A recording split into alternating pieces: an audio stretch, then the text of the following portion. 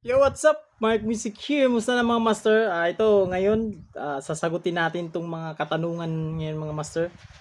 Let's go! Nag-iiba daw yung tunog ni Tank G pag nag-iiba po talaga yung tunog niya. Ito para sa tanong to mga sa mga beginners dito sa about dito sa Tank G. At walang alam pa doon about sa IR, preamp. Yung tinimpla nyo po dito na preset or gamit yung preset dito na maganda yung tunog sa doon sa bahay nyo, magpa-practice kayo. Mag-iiba talaga yung tunog niyan pag nagsaksak kayo ng amp.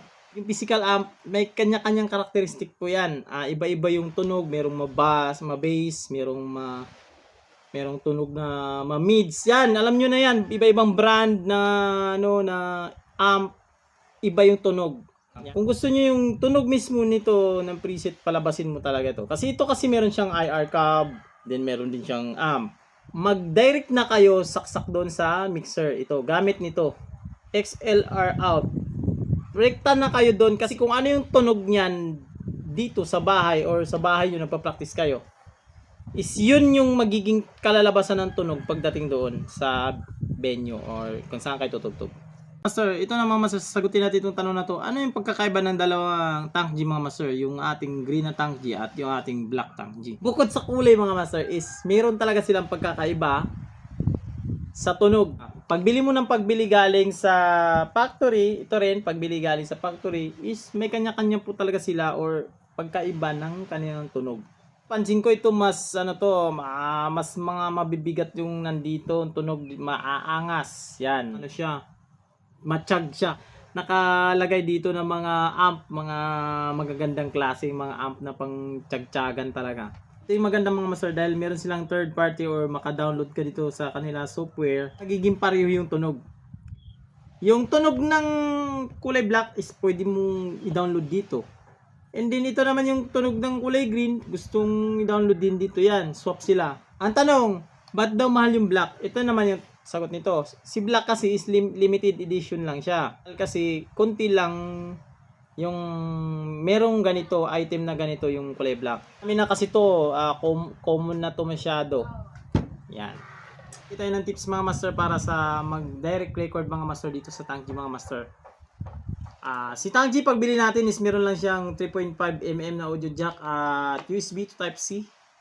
Yan. At wala siyang adapter pagbili mo. So, maganda, bibili ka nito mga master.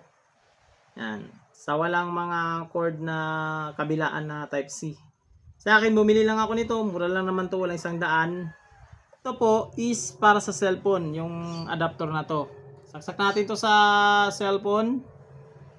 Yan, and din ito sa Tank G. Meron yan yung video, yan. Naka-run na yung video. Then, kalabit-kalabitin natin to. Maglagay ako ng preamp niya, yan. Yan, ako lang nakakarinig yan mga master. And record na tayo. Yan, naririnig nyo yung mga ibon, mga master sa paligid. Yan, i-play natin.